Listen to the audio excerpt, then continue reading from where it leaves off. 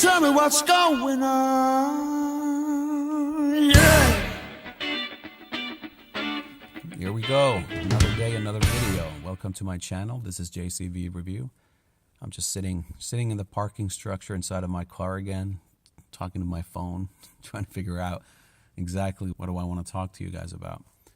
And actually, there's a thing that's been kind of bothering me as of late. And that would be YouTube. See, YouTube used to be this wacky place where people would just come and video themselves doing crazy things. And they would talk about the most insane things out there. And it was an awesome place in the sense that it allowed you to kind of like pick and choose and go and just listen to people and kind of try and experience or see the world through their lens, you know. And I feel like that diversity is actually being strangled by YouTube these days. And it's because there's this overtly sensitive corporate machine that's creating these algorithms. And it's basically acting also in a reactionary way, reacting to advertisers.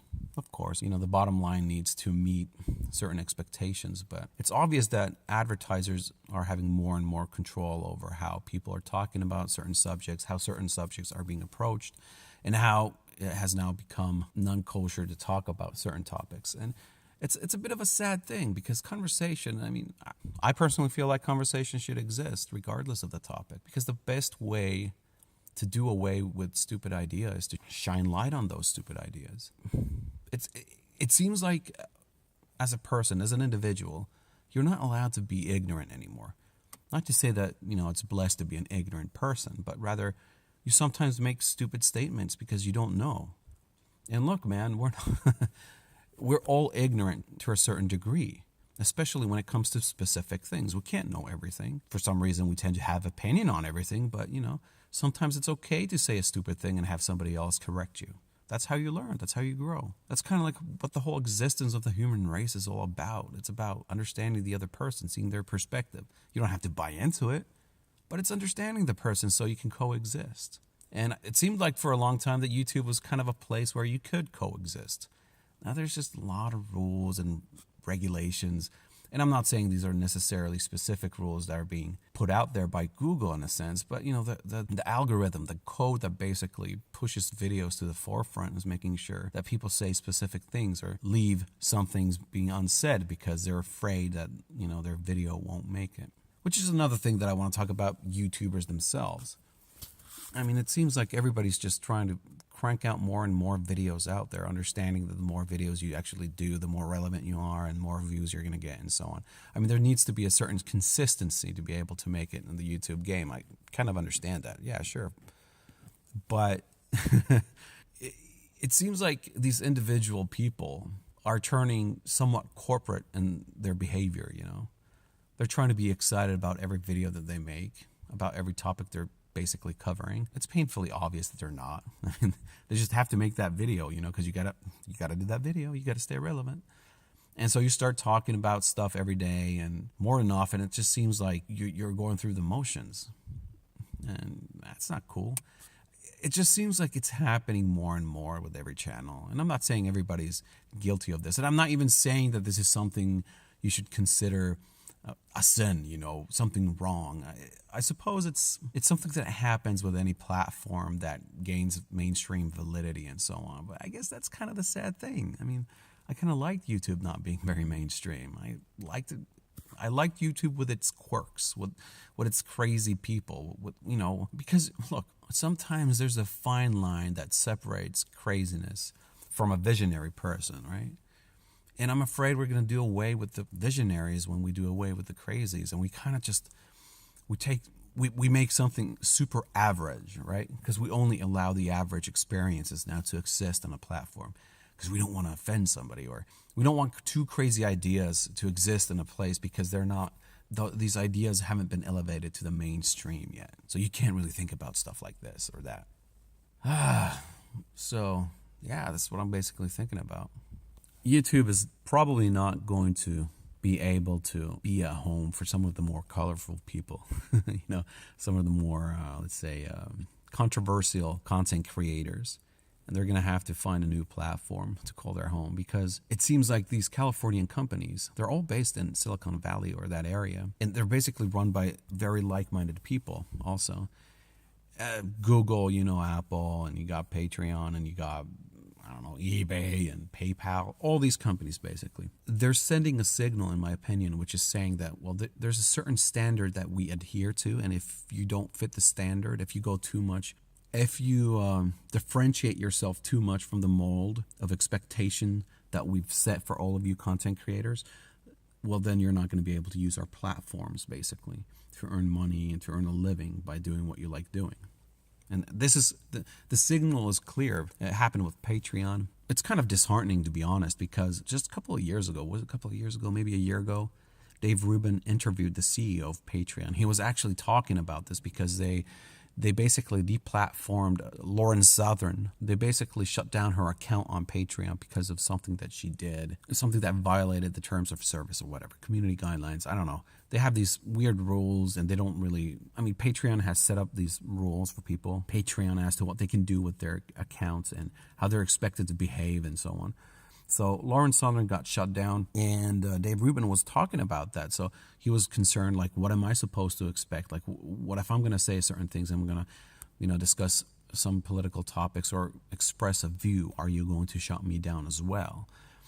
And the CEO was trying to be super adamant about Patreon being a dependable platform and that you shouldn't worry too much, like if you're not going to do any super crazy things. And now Sargon of Akkad just got shut down. He had his Patreon account turned off by Patreon. And this is because 10 months ago, on some weird live stream, Sargon of Akkad used a racial slur against some white supremacists, I think. I guess he was trying to use their degrading language against them and make a point, at which point the white supremacists, they later on took this stream, this recording of the stream, and basically gave it to Patreon later on and pointed out that, hey, look, Sargon of Akkad is using a racial slur and you should basically punish him for that, which Patreon promptly then did. And this is ridiculous. This is ridiculous because this is language control. This is them basically trying to virtue signal and control what people are doing with their own expressions. And look, man, this isn't even crazy. He used the N-word, for crying out loud. Ooh, boo-hoo, cry me a river. Look, I'm sorry. In this world, there exists racist people, and Sargon of Akkad is not one of them. He was using the slur against them. You should probably mind the context in which the slur was used. But nah, it doesn't really matter. Guy did wrong. Wrong think. I personally think, and this is, in my opinion, painfully obvious, there are certain people, there's certain personalities, influencers, who have a huge following, and they don't really toe the line. They're not in the mainstream of the left, especially. And that's just wrong for these companies. They don't want to support these kinds of people. They're really worried about the influence that they have. And they try to curb their voices, basically, by removing their ability to make money with the work that they're doing. And so this is a good example. And it's going to keep happening. Milo Yiannopoulos was also basically promptly removed from Patreon. Not a huge surprise, in my opinion, but pretty childish, if we're going to be honest. Everybody knows who Milo Yiannopoulos is. They understand what he is. He's a provocateur. He's just a flamboyant gay guy saying the most offensive things he can think of. And you don't have to listen to him, all right? I don't think it's right that his account got removed. There's somebody else as well. I can't remember. But I'm pretty sure it was a conservative person. And that's the thing. It's always a conservative person whose account gets shut down. Lefties, you don't got so much to worry about. It doesn't matter what they say, and trust me, they say the craziest things at times. Insane things. And it's fine. Nothing to worry about here. So instead, look, I don't want to turn this into a left versus right thing. I'm just basically going to point out the fact that these platforms that are becoming huge now, they're trying to become respectable, mainstream respectable. They're trying to be the new CNN, basically. They want the prestige of these old networks. And I just think that's stupid. It's pointless. Like, people don't go to YouTube because they want to watch CNN. They go to YouTube to watch people. That's what they want to do. That's what made YouTube widely successful, at least popular in the sense that everybody wants to be there and everybody wants to look content from YouTube. I think that's going to change though. So there you go. Everything sucks. YouTube sucks. YouTubers suck. Patreon sucks. Well, not really. I'm just, I don't want to be overly dramatic about this. It's just, I just feel like there's a lot of things that are changing and happening and they're not probably for the better.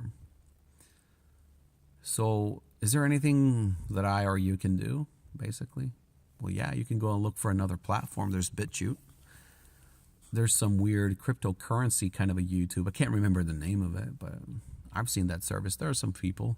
There's some people making content there, although most of them seem to be like just music videos with the most clickbaity thumbnails in existence, you know, ass cheeks and boobs and all that crap. But yeah, from what I understand, even BitChute is having some problems with Patreon, so we'll see what happens with that. But I think we should support platforms that are more open and more tolerant to different kinds of views and aren't as corporate as Google's platforms, because they're becoming tasteless. There's no texture to anything that they do anymore. It's just so mainstream. It's super safe, you know. And that's the thing, though. Like, if you're making content that's super safe, I guess you won't have that many problems. Although I do have to say that I know a friend of mine who is a relatively successful YouTuber. He has a channel, and they do the most non-offensive stuff. Very non-political stuff. The most non-offensive thing you can think of. And half of their videos get flagged for offensive stuff. It's just insane. It makes no sense whatsoever. It's the age of algorithms, I guess. And so he has to challenge them. And every time he challenged the videos that get flagged, it takes like a couple of weeks for the process to go through. And then I guess they start getting ad revenue and stuff like that. But point is that that's always a couple of weeks that you have to wait. And of course, it's just an automated process. I don't think anybody really checks those videos. I think YouTube or Google decided that they're just going to have an algorithm that checks the video real quickly. It doesn't matter if it makes a mistake. The person who makes the video just basically has to challenge that, and then they'll go, you know. And if it's some person who actually makes offensive content, obviously he's not going to challenge it. So they're just basically banking on the fact that maybe they won't. Only the people who know for a fact that they don't have any offensive content actually challenge those flags. So I don't know. Look, I'm not a big YouTuber. I don't know none of this crap.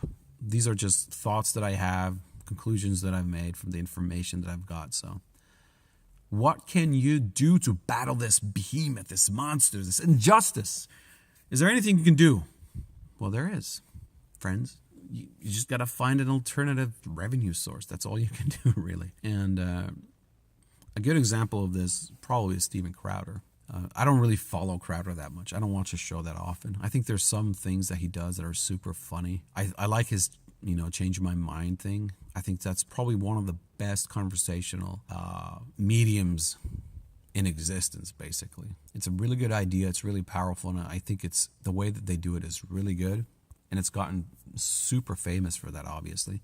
Regardless of that, I think Steven Crowder is really smart about how he has approached this whole YouTube thing.